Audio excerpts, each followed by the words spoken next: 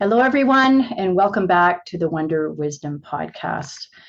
My name is Chris Patton, and I'm here with the illustrious, beautiful, wonderful, brilliant Scott Patton. Did I use enough illustrative text for you, buddy? Not quite. I would have preferred a couple more, but yeah, it's all right. Chancellor, Emperor, There we go. Your Majesty. Will do. That'll do. That'll do, donkey. It is Wednesday, September 28th, and I think you and I took the summer off, unbeknownst to us. We kind of abandoned our obligation. We don't have an obligation to do anything, but we were going to do this every month, and it's now September, and that's okay. We had an opportunity to be together in person in July, and that was long overdue. And now I live for my Zoom conversations with you. So today we are going to talk about the theory of resonance. I think we're going to call it resonance, a theory put into practice or something like that. Scott, what do you think? Perfect. Yeah. Sure. So, you know, and of course, for those of you listening in, these topics arise because you and I are gross nerds about this kind of stuff, about energy, about life, about stuff that's happening in our lives, what we're seeing, what we're noticing. How can we do things better, right? We are on an unrelenting quest in our own lives to try and do things better, to make life easier, right?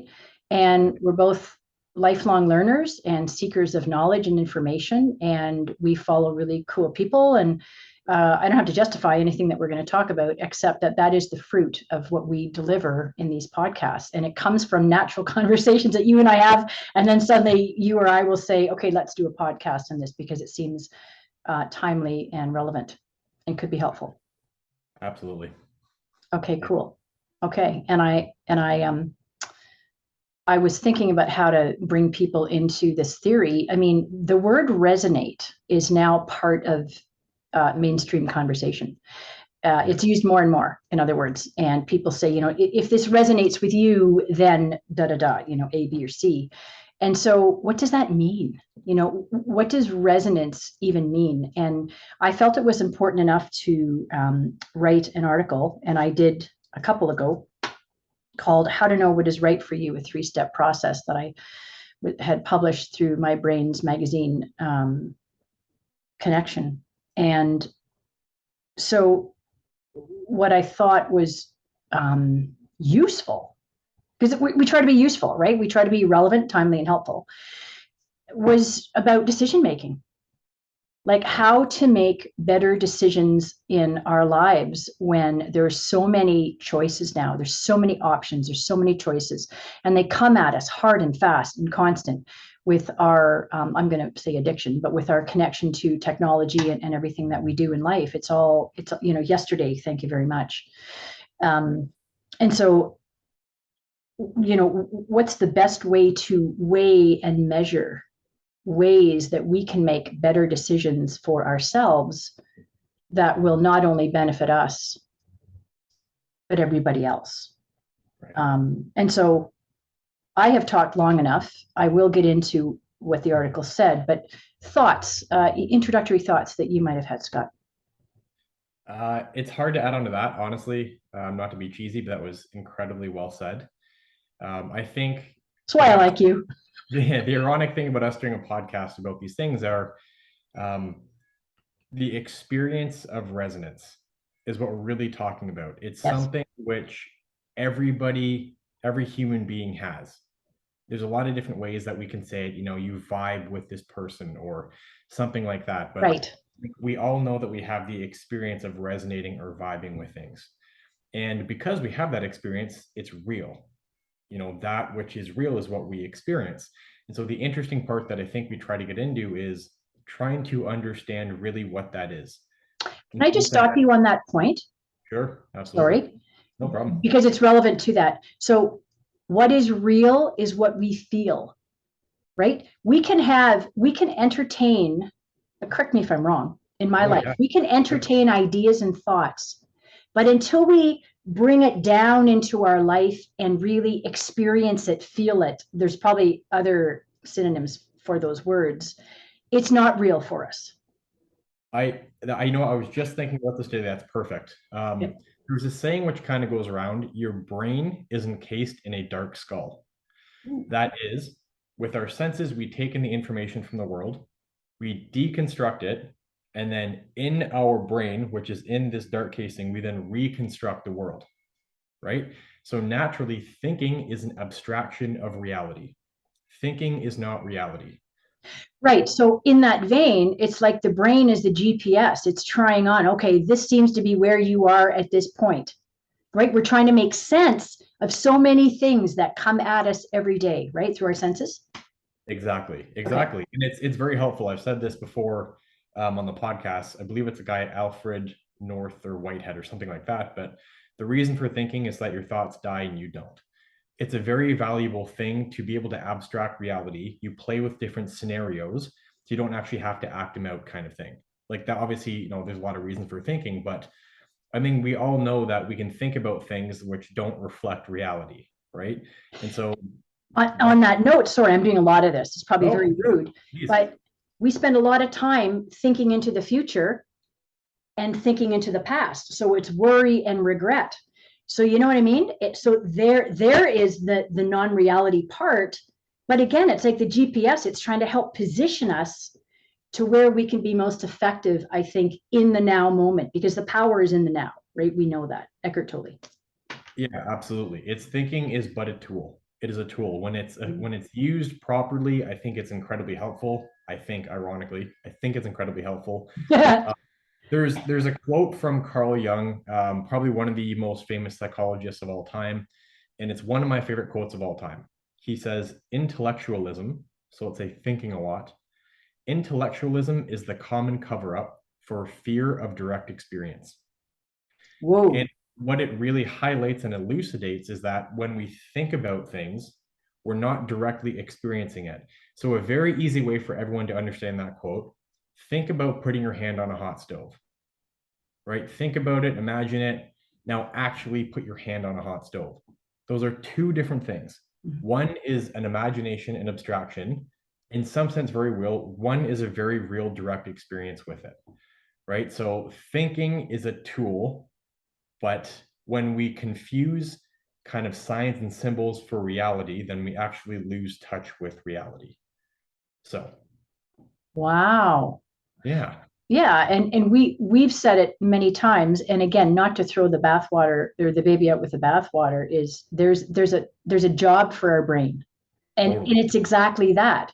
Try on scenarios, posit what could happen if, um, and to keep us, I think generally to keep us safe within this sphere of what we've learned in life so far, right?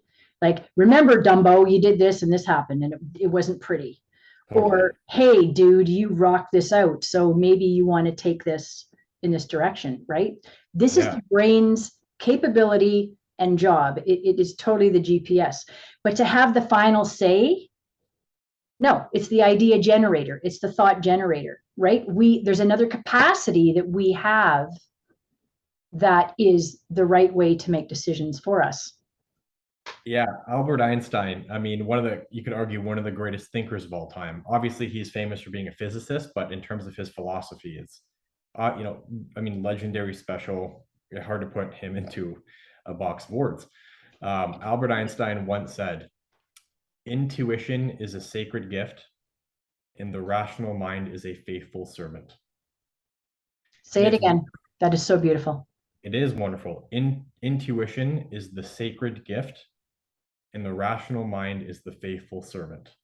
Right. And basically, what it's getting at, and I've heard this echoed from a mystic like Sadhguru, and that is when we try and understand the world simply through thinking or through our logic or through our rationale. On one hand, it is very useful. There's no doubt, right? Again, baby and bathwater. That is very useful. But to confuse our extremely limited understanding through thoughts and through intellectual pursuits for our direct experience with the world, it almost becomes a little folly to then kind of put the world and try to fit it inside our logic and to say, then this is the world. if we had to survive based on our just genuine understanding of reality, think about how many hundreds of thousands, tens of thousands of years that human beings had to exist based on just going of simple observation, what they know and what they could intuit, right? Like we're not self-evident creatures in some sense. And that is, we don't necessarily know why we think things or try to understand. And yes, we can kind of build a framework of reality which seems to reflect the actual experience of reality, and that's helpful. But I believe we get into real trouble when we start to lose touch with that intuition, with that embodied experience of reality, and we confuse that for being fake and what the story that we come up with in our mind for being real. Right? They're kind of two different things. I love how you said the embodied experience of life. And that's what I'd like to get into more right now. And what is the purpose of our body besides being the vehicle that carries our spirit through life? It's as I mentioned in my article, your body is the purveyor of the language of the soul. So, one thing I'd like to and I'll harken back to this yet again. I think I say it every article and every podcast, but it's really important to keep reiterating. And this is the knowledge that I've gained through my heart math training, and that is the neuron is a cell that's endemic to the brain and the nervous system. It can carry an electrical charge. That's its purpose, right? A cluster neuronal chain is a thought or a memory, right? We have what are called, in a limited explanation, that's really different from your stomach lining cells or your fingernail cells or whatever else you got going on as a human being. We have what are called sensory neurites, so smaller neurons in the ganglia of our heart, so that the stuff of our heart. We have more neurons in our upper gut than we have in our entire spinal column. So why is that? Why is that? That was news to me. I think it's news to many, because we should be thinking more with our heart and our bodies. Thinking, preparing, organizing, rationalizing, pondering, using our imagination, right? We confuse thinking with the brain's job, which was what we just talked about. But, what if there was another way that we could more easily, more quickly, more safely, and more surely make decisions for ourselves and our lives that didn't come from outside sources and the brain's typical GPS action? The only thing I might say on that, extremely well said, is just the last part when you said outside sources. I think the information may still be coming from an outside source, but the question is on how are we interpreting it on what level? And I've heard it in there have been some ancient cultures which have commented, or ancient cultures which have continued through to today and commented on this, what we would term more civilized society. And they say you have three brains. They have your gut, you have your heart, and you have the brain. I mean, of course, it's called brain to brain, but your heart, your gut, and your brain. And they said, this new quote unquote civilized culture seems to rely too heavily on one brain. And you have a heart and you have a gut for a reason. And to heart kind of tie it back to what we started talking about, we all know that we have the experience of intuition. We all know that maybe we're getting into a business deal and you're about to shake that hand, and logically it makes sense, but there is that feeling in your gut of butterflies and something is off, right? We're talking about something, the experience that we all share, and so it's so interesting to try and talk about it. Just because we can't exactly identify like a physical thing yet that relates to a feeling, it doesn't mean that the feeling isn't real. What do I mean by this? You would ask most people, do you believe that love is real? Do you believe in love? Most people, hopefully, they've had a decent enough life, will say yes, right? You might ask even a doctor, say, do you love your wife? Yes. All your heart? Yes. What is love? Have we identified all of the exact chemicals and neurons and everything that is involved with it? No. That doesn't mean that the experience of love isn't real and it's not something that we all share. There are things in life that we experience that we all seem to take to be true. Just because we can't logically put it in a box and identify it, it doesn't mean that it's not real. And I think it kind of goes back to we're talking about, just because,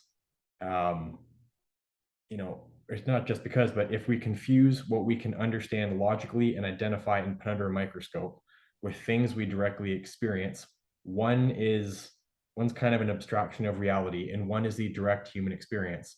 And I think we're at a huge loss when we start to only believe in things that we can, in some sense, see under a microscope, quote unquote, right? There's really something to trusting those things that we all know are true, like love, right?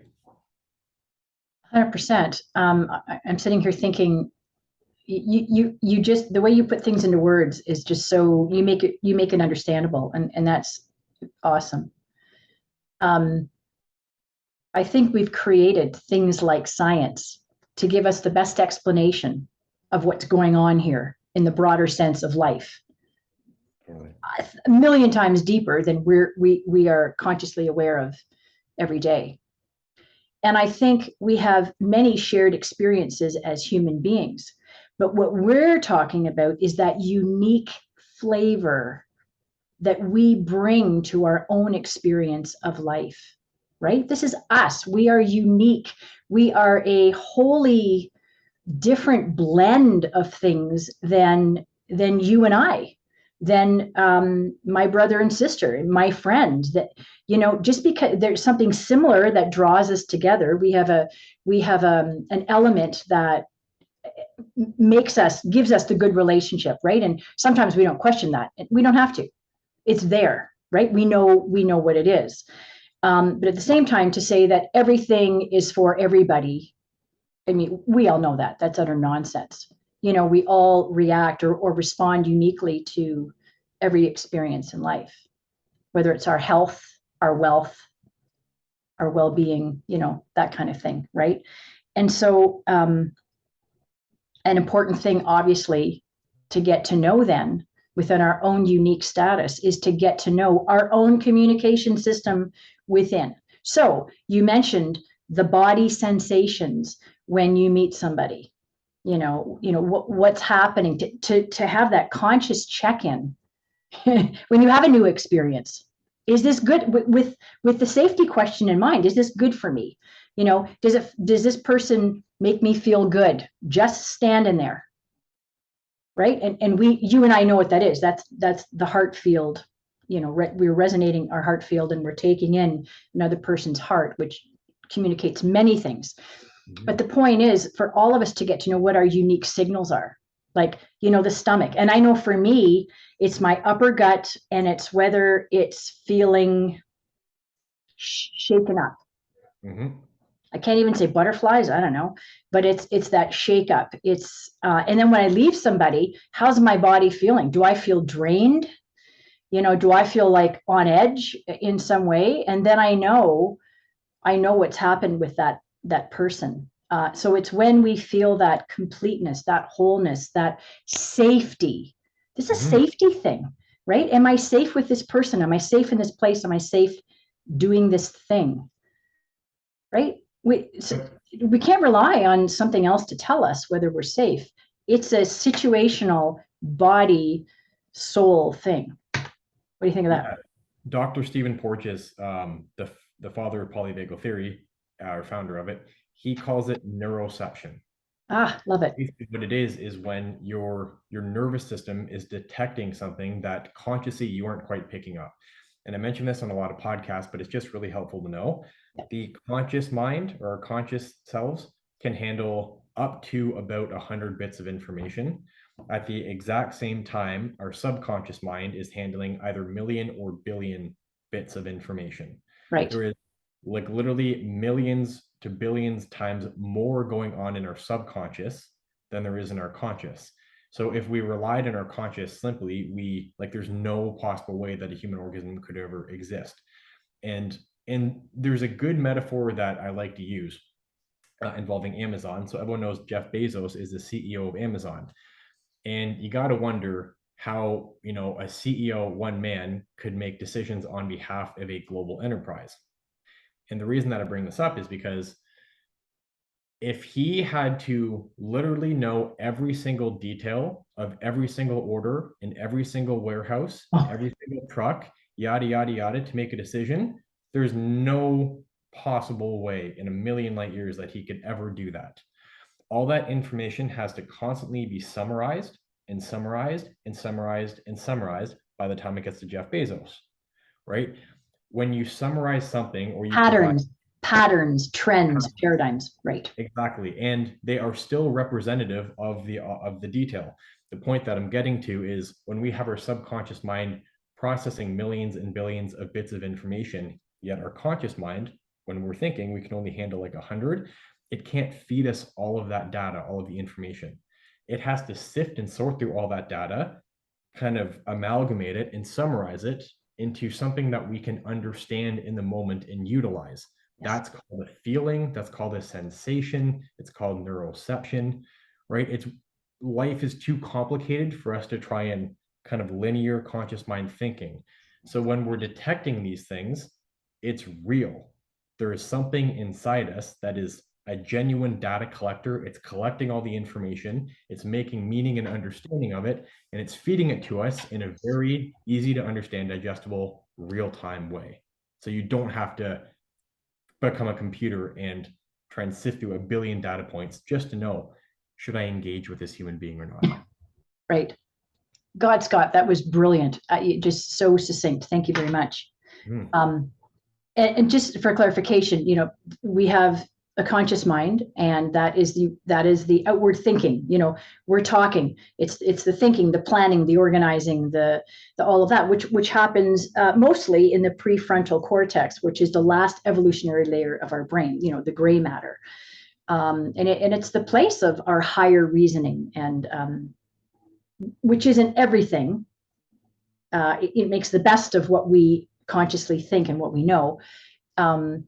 It's the rational, analytical part of how we discern, right? How we make sense of things.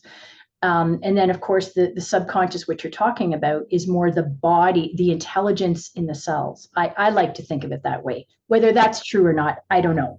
For me, I like that. It's more of the unconscious, relative way that I go through life, feeling out and not even being aware that that's what I'm doing.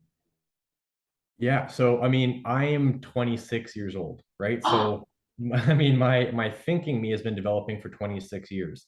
The physiology that runs my body, if you believe in like the evolution story, then it has been gaining and working on itself and making the best of itself for millions, hundreds of millions, just an insane amount of time. That's how long the R&D, the research and development, has been going on for this body, cellular intelligence, intuitive system. The me that thinks is only 26 years old. Right now, it's not to say that one is dominant over the other, but the fact that we have both, I think we should really try and understand how both can be used, right? In part of our lives. And just one more point on the prefrontal cortex. The prefrontal cortex is an evolutionary advantage that allows us to essentially abstract out reality, again, like thinking. It allows us to go beyond our current environment and to think beyond exactly what is in front of us right now. So when we're talking about thinking of the past or thinking of the future, or I think of a purple elephant, or I imagine that I'm on a beach right now, or it doesn't matter. If I can remove myself from the current environment and put my attention into some abstracted space, time or space, that's what the prefrontal cortex does. And that's very helpful in many situations, right? It's a great tool if wielded properly. But if that starts to dominate and we start to simply rely on that prefrontal cortex, that abstracted version of reality, again, we literally lose touch with reality. And it becomes, what I see often is it's the fear of direct embodied experience, which causes people to step away from the current reality, the present moment, and enter in that abstracted space. I love it. Yeah, again, you just crystallize everything down to what's understandable. The reason I'm looking down is I'm going to hawk this book again for the millionth time. I bought this I think it's published in 2010, and I saw it shortly thereafter. And I bought my copy, and I think it was recommended to me. And I immediately bought 6 more, and I gave them all out. You were one of them. And if this isn't a Bible for somebody in business, I am recommending it to be. So executive EQ and the power of emotional intelligence in business. And I'm trying to find, there was a quote in here that talks about feeling and emotion being the drivers of what's rational. And we don't think of it that way, but I can't, of course, I can't put my finger on it because there was certain. Do you mind if I comment on that while you look for it? Totally. Please save my life. Thank you. Yeah, no problem. So we seem to have this loop between ourselves that are thinking and that are feeling. And when you're saying the emotion drives the rational mind, I think we all have that experience, and it makes a lot of sense. It's like we pick up on something, we get a feeling naturally because that's real and we're experiencing it, there's something to it. We want to understand why. And if we don't understand the source of the emotion, what's causing it, why it might be there, all the questions around it, if we don't quite understand it, then we're going to do our best to try and create stories around it, right? Because on some level, we all know that that is real, right? It's responding to something. Like, I'm getting the feedback. And as pattern matchers, if we want to learn and evolve and grow, we want to understand why. Yep. So when we start, right, it's like, say you walk in the room and you start getting extremely anxious. Well, naturally, it's like, well, this is seemingly dangerous. Maybe I should try and understand why, right? When you get that feeling, if you can't pinpoint it, you maybe try on some stories. Maybe it could be this. Maybe it could be this. An example, you eat a dinner, you don't feel well after. Oh, what was the dinner made of? There was quinoa, there was avocado, there was cucumber, there was chicken, right? And then you maybe make up stories why, and you play with it so that if you got sick after that dinner and then you figure out it was the quinoa, then you don't eat quinoa. The point that I'm driving at here is that, to me, makes a lot of sense. We like to think that we can completely disembody ourselves and think perfectly rationally. That is on one hand silly, but on the other hand, it's a good goal. That's literally what science is. Science is a process. Science is a scientific process on how to ask questions, which removes our subjective bias so that we can get to answers which applies to everybody, right? So it is a good goal if we want to help everybody, but it is hilariously unrealistic because we are all subjects and we all have emotions.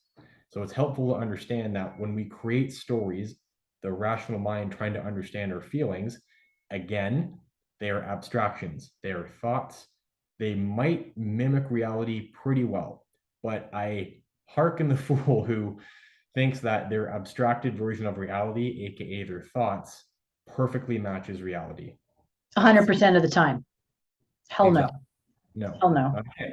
Yeah. We do make up stories, and we make up more stories about things we're not even aware of. That's that deep DNA programming that happens. That is complete by the time we're 7 years old. What's that saying? Give me a 7-year-old, I'll give you the man, the person. We've got so many things going on deeply within us that it's what causes us, unbeknownst to us, to react to certain things, and of course to make up the stories why. And so it's healthy to ask. The curiosity, is this true? Did this person do this because whatever? And in this book, they talk about as a CEO, as a manager, as a VP, whatever it is you're doing, is to look in your meetings, for example, look around the room and look at who's engaging, look at the body posture, all of that. What could be going on? Does this person seem checked out to you? Whether they are or they aren't, you don't know, so don't judge, right? And don't be upset because they don't seem to be listening to what you're saying or responding appropriately. Maybe they had no sleep last night because their mother died, or their child is sick, or they've got something's happened and thank God they even showed up for work that day, right? So it's not assuming. That assuming is just, again, makes an ass out of you and me, for sure. And that is to be curious and to be sensitive and to question our stories and the meaning that we're making of things. So it's not to throw everything out, but it's a caution to step back and not react. And of course we react when we don't have a handle on our own emotional triggers and reactions, right? So it's learning to take responsibility. Ooh, it's a big word. 100%. If I may, I believe the epitome of critical thinking is to be perfectly comfortable saying, I don't know. Yes. The only honest thing that one can ever say is, I don't know, I think. Because for someone to say, I 100% know something, it's just an unfortunate, ignorant statement on, I want to feel so certain in life that I'm going to pretend that I actually know. And we've covered it before, but there's 3 famous Greek maxims on the Temple of Delphi. I was going to ask you that. Yep. If anyone's ever heard, the saying, know thyself, that was one of them. There's another one which says, certainty brings insanity. And it's that idea of understanding that as a human being, we simply don't 100% know essentially anything, right? And I think what happens when it's interesting. What happens when we say we 100% know something, we kill it. We put it in a box and it dies. Anything that's alive is constantly changing and constantly developing. So when we say we 100% know something, I think the reason, the Greek said it brings insanity is because we stop thinking about it. You stop thinking. You stop giving it attention. Stop giving it attention. You couldn't have a bigger mismatch with life because life is always changing and there's always more to understand. Right. And I personally admire people who not only have fantastic stories, but are perfectly willing to say, I have no friggin' clue, to be honest. Here's what I think. And thinking is simply a process. It's not an end goal. It's a never-ending process of saying, I think my abstracted version of reality matches the outside, but the minute you say 100%, you die because you stop engaging in the process of life. Yeah, always be open to test, invest and test, invest and test, invest and test. Perfect. Right? Yeah, in my article, I forget what led me to say this, but it didn't necessarily make it up. And that is, do you ever notice that a period of tension, shakeups, and weird feelings precipitate a change in circumstance, like something's coming, right? When the electrical storm is coming, you can feel it. There's a feeling to a big bad thunderstorm. Speaking of which, Hurricane Ian is bearing down on Tampa Bay and Clearwater, where my mom has their home, right? Scary stuff. Okay. And they're talking about storm surge being anywhere from 6 to 12 feet. I've seen the estimates because of the configuration of the bay, and particularly there. And it's like, wow. Anyway, you can feel that coming. There's an energy to the storm, right? There's no wind. But anyway, I don't have to go through that. We all know what that is. So we know when change is upon us. We know because shit starts going down. So, me included, sometimes the biggest reaction is to go, like, I don't know. What do I do? Just stop and just look at it and go, okay, something's coming. What's up? What is it? Right? So let's stop and think about what this could be and turn tension into a proactive energy. Like, cool. Something's changing. How can I effect a better change? Which is why we're talking about this, right? How do we navigate these things to short circuit the issues and problems that so many of us are complaining about these days, right? And we know the constant in life is change. We can't escape that. I mean, as much as we don't like it, I like to be comfortable too. I like to know everything. I like to have control over my circumstances. And you know what? Yeah, that just fuck, that never happens. If my French. You get there one day, you'll be a best-selling author. Yes, or something. Really, yeah. I don't know. So then it's looking at what's the quality of this? What's the quality of this that's coming? Yes, it's a shakeup, which is not, and of course, you and I believe everything that happens in life is for us. It doesn't happen against us, or it doesn't happen to us. It happens for us. So even if it's a period of learning, it's good. But I mean, that sucks. We know that. We would rather have the nicer things happen. But regardless, something is changing. So what's the quality of it?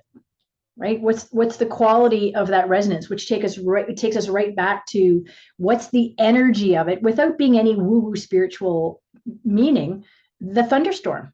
What's the quality of that is coming towards us, and how can I best navigate? And what is my body telling me that this is? Yeah, right? I love the word that you use, quality, and it's the idea of quality versus quantity. And in the sense that I believe they're essentially the same thing, just on two different spectrums in some sense.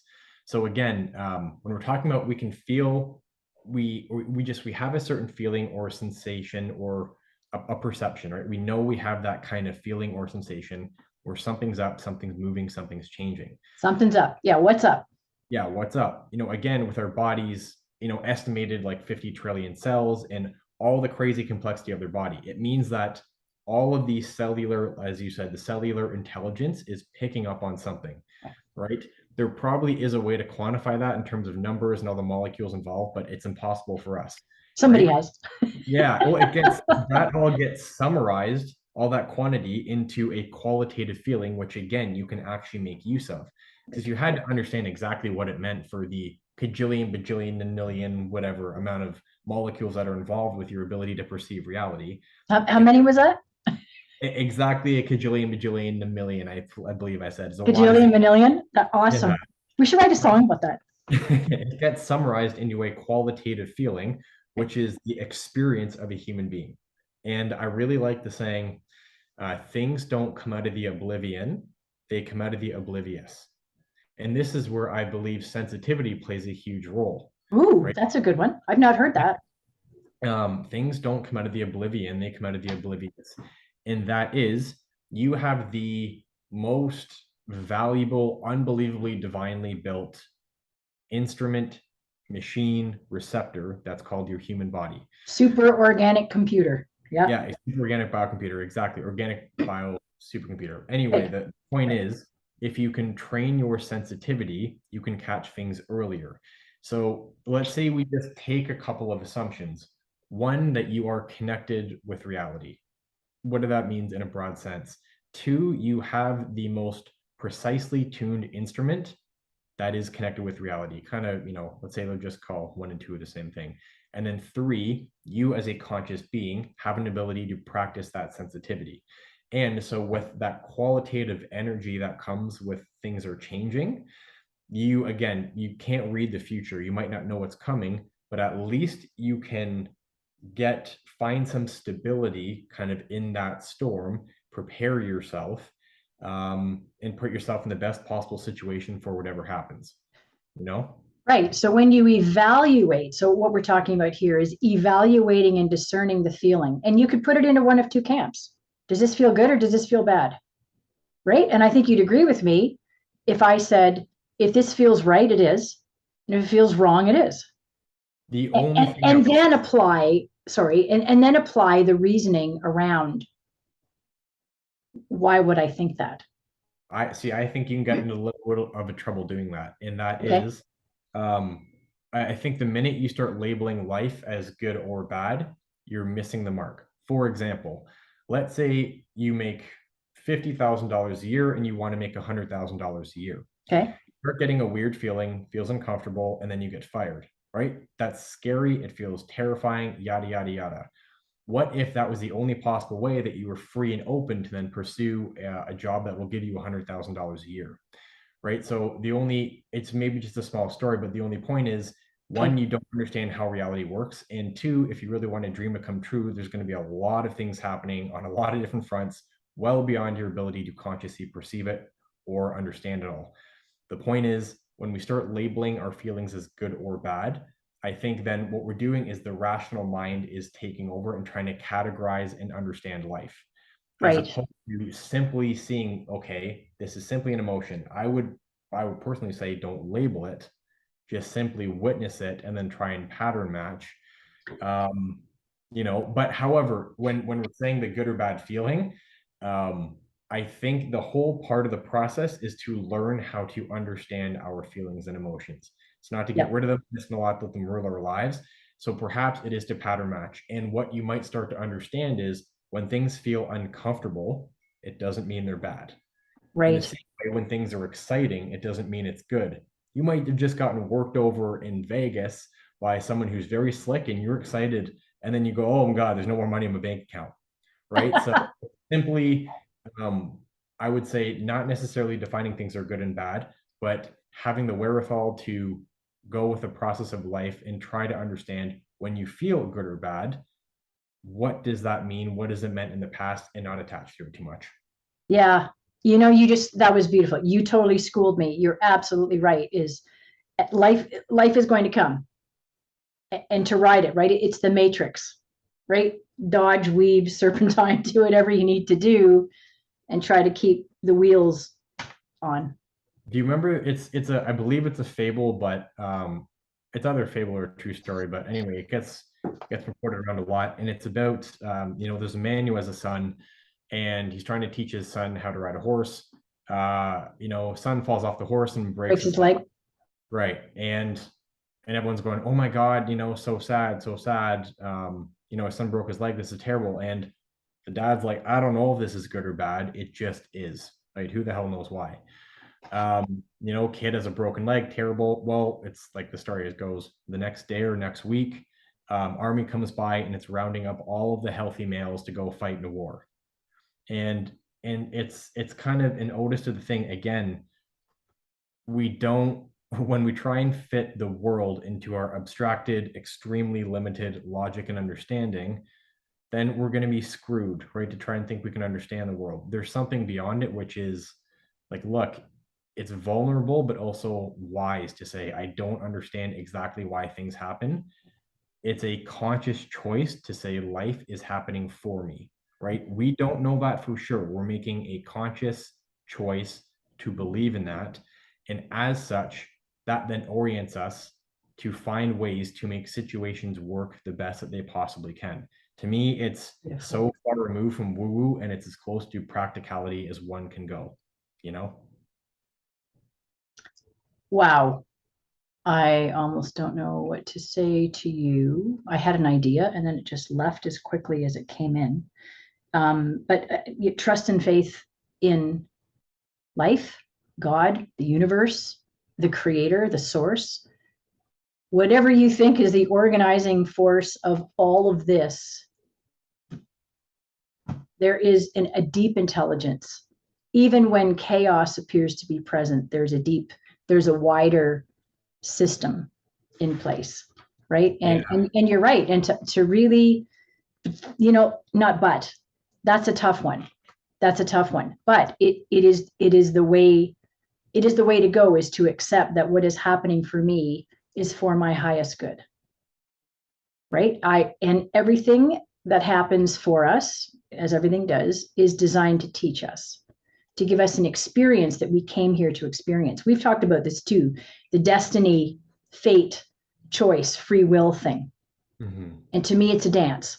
It's a dance that we came here with lessons to learn, with a path, and it is set before us. And how we walk on that path is the one that brings to light color and texture and feeling, right? Are they bright colors? Am I moving along this tension-filled, crazy life going, okay, that seems great, and this seems really difficult, but I'm going to come out of this better in the end? Or is it always woe is me? Life sucks. I'm always in this bad place. I'm the always never thing, and nothing works for me, and all of that, which leaves a very dull color and texture to life. Yeah. And there are the feelings. There's the quality of the feelings that happens with how we experience life. And that is not to say for a moment that life isn't hard and that life is going to smack us down every now and again, and more at certain times, and that we shouldn't give ourselves grace for feeling bad, for feeling that, God, can I catch a break, please? Can something good come out of this? But I think if we live long enough, all of us, we know that eventually those things happen. And of course, the hindsight is 2020. How we look back on things, time is a great healer. Time is a great settler of everything.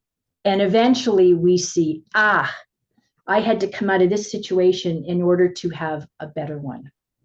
But we don't see it at the time. Something, and again, it's the remodeling phase, the destruction phase of anything, the remodeling the home phase. I mean, it's very painful to go through, but eventually you'll get what you want, right? Yeah, I think it's the only practical, or let's say the most practical way that you can ever outlook on a situation. I mean, you and I believe that, I would say everything is conscious. Absolutely. We live in a participatory universe. But even then, hold on, even if you don't believe everything's conscious, none of that, you put all the belief aside, I think what you're left with is, well, you have to do something. So what is the most practical thing that you can do in every situation? And it is try to make the best of the situation. It's kind of accepting two things. One, there's a force called life that's a lot more powerful than you, and you just can't stop it. Sometimes good things are going to happen, sometimes bad things. You can't get outside that. It's a human reality. So the question is, if you take that to be true, then what do you do? And I think the most practical and the only practical thing you can do is, like I said, try to make the most of it. And I think it leads a lot of people to, in some sense, believe in the idea of a creator, consciousness. It doesn't matter what you want to call it, source, whatever it is. But even if you're not willing to go there, that's totally cool. We just have to come back to the question is, from a practical standpoint, how do I respond to this situation? And when you essentially put yourself in the framework of mind that, let's just say for argument's sake, this happened for me. What that does from a very strategic standpoint is it orients you to then make the most of that situation. So whether that's a completely true, everything is conscious, it's meant to happen for us, and you take that standpoint, you're going to be left with, okay, this is an opportunity for me to make the most of it, and something potentially good could come. But I want to open up the space for folks who aren't quite ready to be there. It's totally okay. But for a very practical standpoint, if you don't take the stance of, okay, I have the opportunity at the very least to try and make it better, trying to make this situation better, you kind of go down a really deep, dark hole of nihilism, of resentment, of anger, of bitterness, and it just kind of gets worse. So I think that's kind of the beautiful connection, of it. Regardless of what you believe, you have to do something. And whether it's taking the standpoint of, I want to make this better for me or not, that really makes all the difference. 100%. Very well said. Excellent. So really what we're talking about here is vibration. Everything is vibration. We live in a participatory, Dr. John Wheeler, American physicist, we live in a participatory universe, and that is, everything's alive. Everything is alive, and we vibe with life. We vibe with people. We vibe with our possessions. We vibe. There's a vibrational relationship with everything in our life. And so it's discerning the meaning of that, right? It's discerning, what is this for? And where do I stand with this, right? And so, going back to the fact that intuition is a very, very, very powerful ability. It's a powerful instructor. It's a powerful base from which to launch many things, even small decisions, right? Is to use all of our faculties. Yeah. Again, we don't throw the baby out with the bathwater. Use your brain, use your heart, use your gut, use it all. And what's the quality of what you can come up with?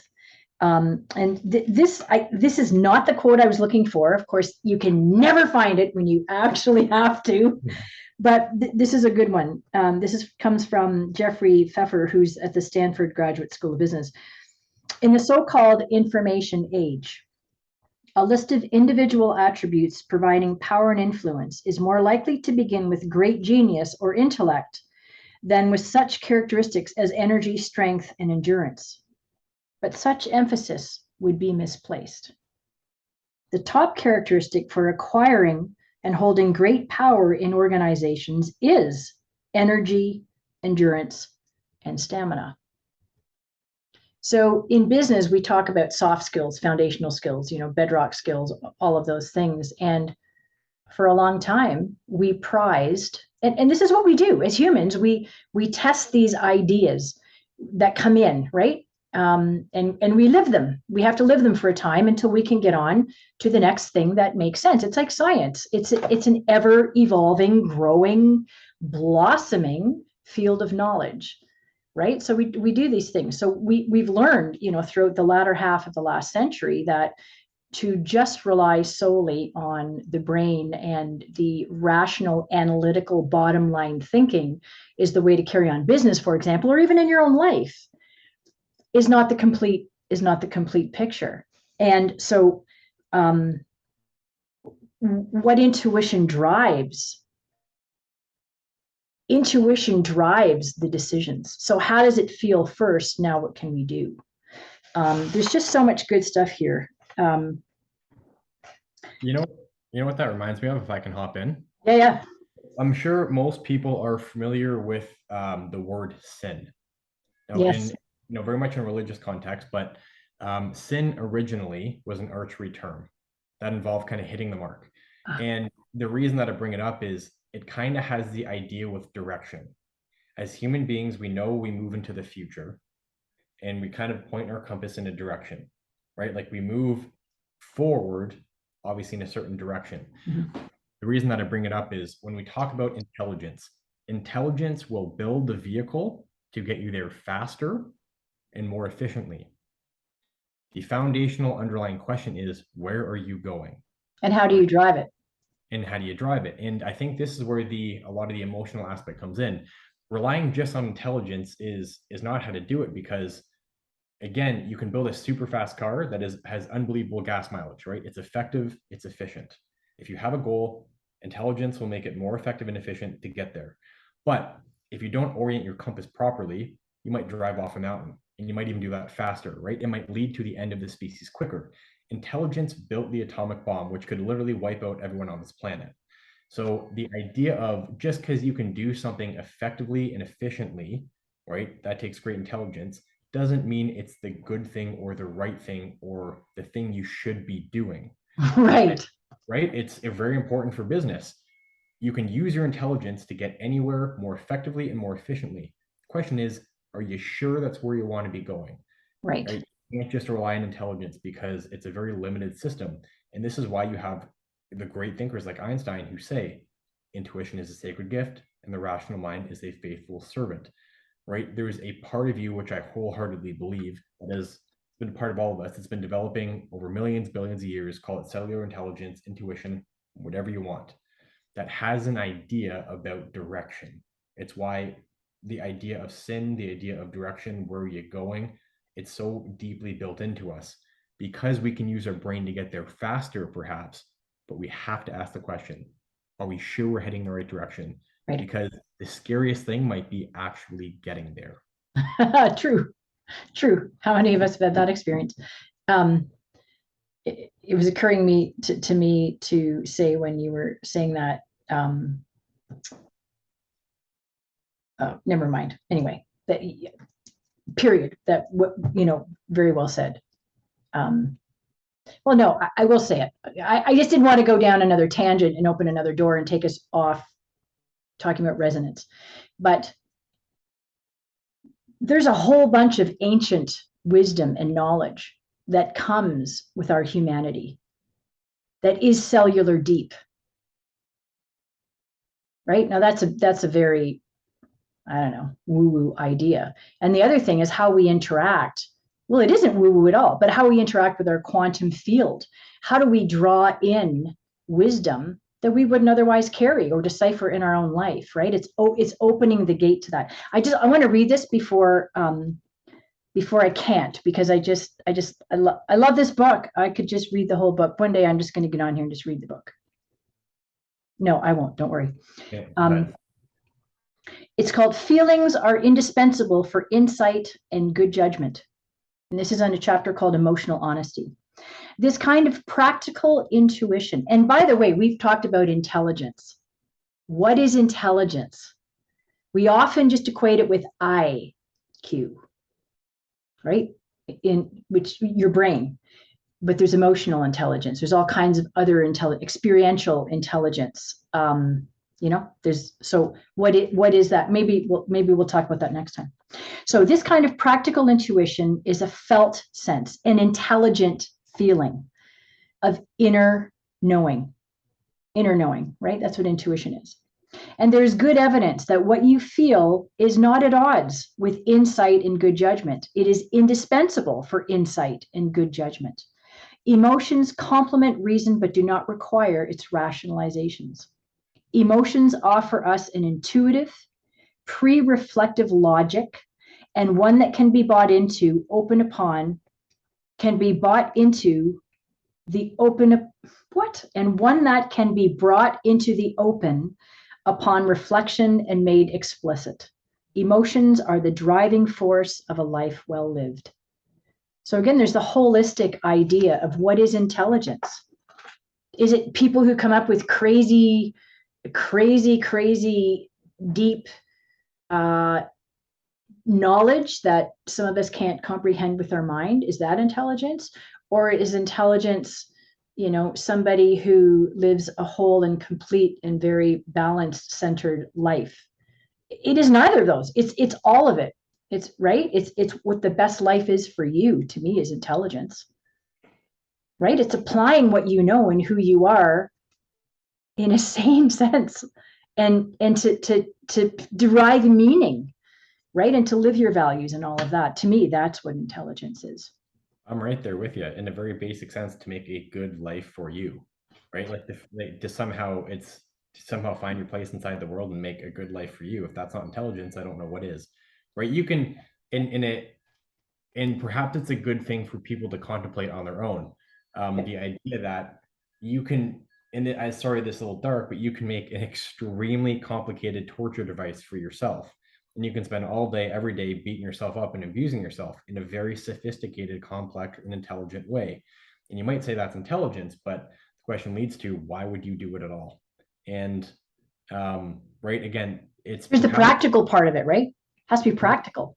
It's almost simplifying it into the what and the why. I think in some sense, the intelligence is the what, but the wisdom is the why. So maybe it helps to kind of separate out the words. The idea that, again, like building a vehicle, the intelligence will make it faster, more effective, and more efficient. The wisdom is that the path that you want to go down, right? Because just because you can execute on a goal, you don't quite know. Now, I started thinking this while you're reading that. Let's just say, for argument's sake, that the cellular intelligence, our bodies, are in some sense divinely intelligent. They're handling millions and billions of bits of information at any one point. And we know that our logical mind is limited, right? Like, we know that it is limited. This is the human experience. How would that billion information processing system communicate effectively to the very, very, very, very, very minute system of, let's say, maximum 100 bits of information? Yeah.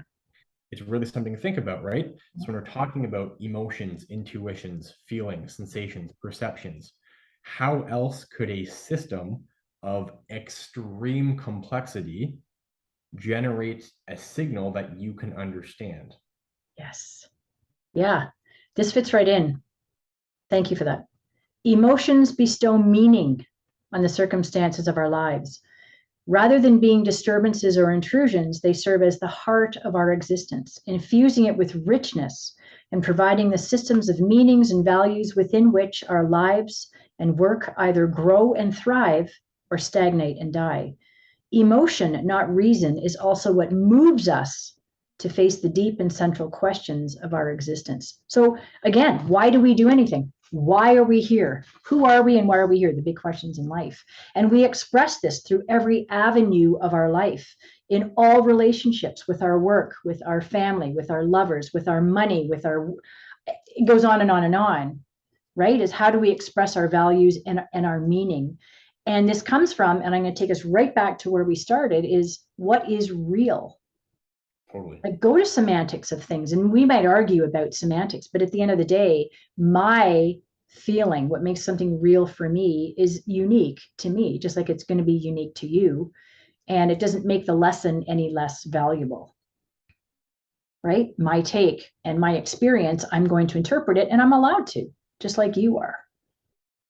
Totally.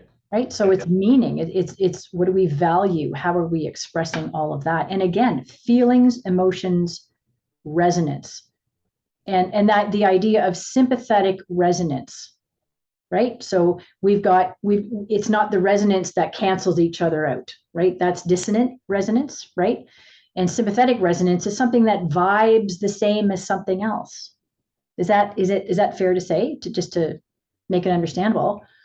Right? And things that are in sympathetic resonance with us, why wouldn't we go in that direction?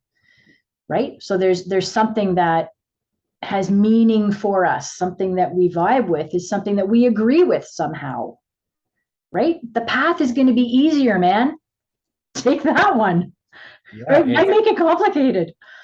Yeah, I think Tony Robbins calls emotions energy in motion. Yes. And while it's a little bit of cheesy wordplay, on the other hand, like you're talking about, when you line up with something, right, and you get filled up with strong emotions, that is energy, right? And you know when you can feel it, right, when it's that intense. Now, in order for you to move in the world, you need energy. In order for you to learn new things, you need energy. So I think when we're talking about when you really line up with something, you kind of get to a very kind of heightened emotional state, in the sense that not that you're erratic, but that you have a lot of energy there available. It's like you free up the energy to use, right, with these emotions. And that is the energy that you'll need to move yourself in the world, and to kind of rewrite yourself, your brain, all that stuff, for you to learn new things. So right. And maybe it's a clearer path for you. It's a clearer path. The obstructions have been moved out of the way a little bit to allow you to go that way. Sure. Yeah.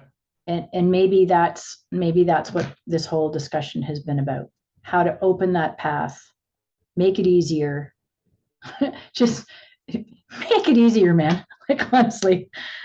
Unfortunately, I'm just going to push back a little bit on that, because oh no, not again. Okay. The only reason is, I think when starting out on this, it would be wrong to confuse simplicity and expedience with the right path, in some sense. And again, that is, if you're, let's say, just starting out on the path, or even maybe just kind of a newbie to understanding what your feelings and perceptions and sensations are and mean, it might be the easier path to just take the easy path, right? It might be just simpler to take the very expedient path, but there might be a lot more richness and adventure in life in taking other paths. So the only thing I'm going to push back on is, on one hand, there is finding flow with life, but on the other hand, I think it can be a grave mistake to say just because something feels, let's say, big and uncomfortable, doesn't mean it's necessarily wrong. 100%. And again, semantics. And I like that you brought in the word flow, because flow suggests moving, getting in the river and going downstream. You know what you absolutely need to get into flow? A challenge which exceeds your current abilities. There's actually a guy, Nihai Csikszentmihalyi. He's the guy who coined the term flow. Yeah. And he called it the challenge to skill ratio. And he said, your challenge to skill ratio has to be like about 5%. That is, the challenge has to exceed your current skill set by about 5%. How anyone quantifies that is key, right? But still, the point is there nonetheless. Exactly. The point is there. And so it's to kind of tie our two ideas together. Perhaps in life, if you want to find that flow, you want to find that resonance with that path, Believe it or not, you're going to need something which is going to heighten you to a new level.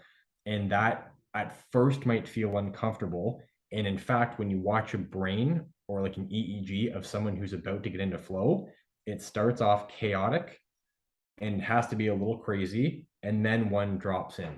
So, when we're talking about harmonizing with something, if at first, kind of the first outlook, it feels a little bit uncomfortable, feels big, that's okay. Again, not to judge it, not to try to make meaning. It simply is what it is.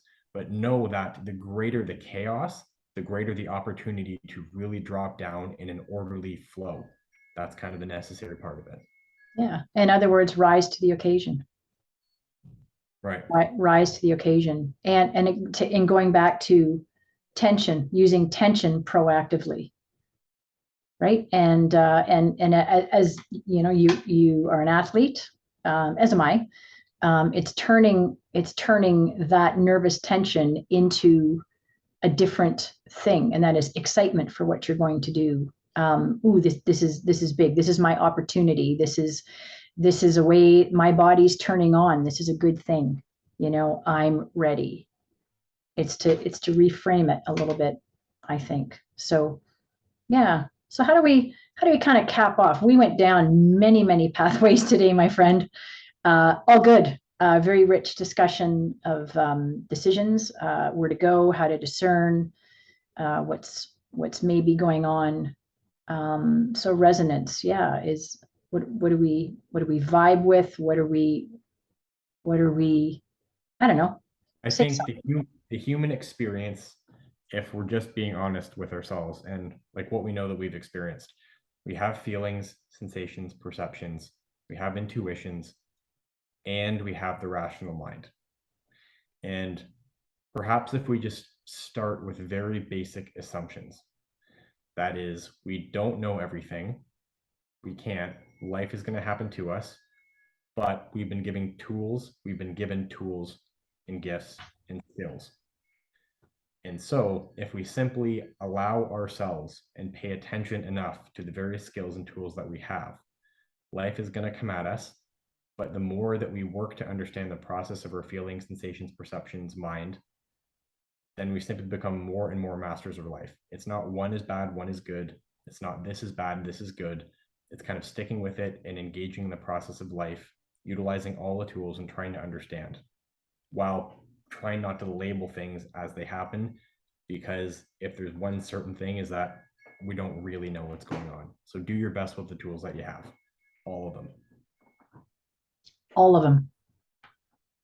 And that is the bow, my friend. Thank you.